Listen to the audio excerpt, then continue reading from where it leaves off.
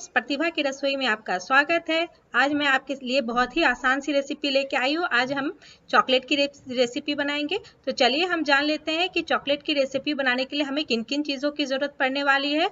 तो हमें चाहिए 2 कप कोको पाउडर।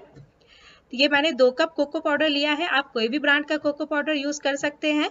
तो अब हम लेंगे ये 2 कप कोको पाउडर को एक बाउल में, और 1 कप हमें नारियल का तेल चाहिए। तो ये नारियल का तेल आप कोई भी ब्रांड का यूज कर सकते हैं। तो 2 कप कोको पाउडर के लिए हमें 1 कप नारियल का तेल चाहिए, और हमें चाहिए 4 चम्मच हनी। आप हनी भी कोई भी ब्रांड का यूज कर सकते हैं, तो क्योंकि हमारे चॉकलेट में ये मिठास हनी से ही आएगी। और अब हम लेंगे ड्राई फ्रूट्स। ड्राई फ्रूट्स आप कोई भी ले सकते हैं, फाइनली चॉप करके ले लीजिए। जो आपके पसंद का है वो ड्राई फ्रूट्स आप चॉकलेट में डाल सकते हैं। तो मैंने फाइनली चॉप करके सारे ड्राई फ्रूट्स को ले लिया है, और हम बनाएंगे इसे सिलिकॉन मोल्ड में। अगर आपके पास सिलिकॉन मोल्ड नहीं है तो आप आइस ट्रे का भी यूज कर सकते हैं। तो चलिए हम शुरू करते हैं। मैंने एक पतीले में पानी को उबलने के लिए डाल दिया। आप देख सकते हैं वो उबल गया है। तो एक पतीला मैंने उसके ऊपर रख दिया है, क्योंकि हमें नारियल के तेल को अच्छे से मेल्ट करना है। तो देख सकते हैं कि मैंने नारियल के तेल को डाल दिया है। अब उसे ट्रांसपेरेंट होने तक हम इसे लगातार हिलाएंगे। तो अब ये देख सकते हैं कि ये अब धीरे धीरे ट्रांसपेरेंट होना शुरू हो गया है, और अब अच्छे से हम इसे हिलाते रहेंगे। अब देखिए ये ट्रांसपेरेंट हो गया है।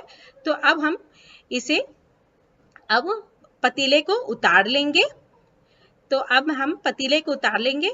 तो अब आप देख सकते हैं कि अब हम कोको पाउडर को में नारियल के तेल को मिक्स करेंगे। तो हम एक साथ सारे नारियल तेल को कोको पाउडर में नहीं डालेंगे, हम धीरे धीरे इसे डालेंगे और इसे मिक्स करते जाएंगे, क्योंकि हमें ये लम्स फ्री बैटर तैयार करना है।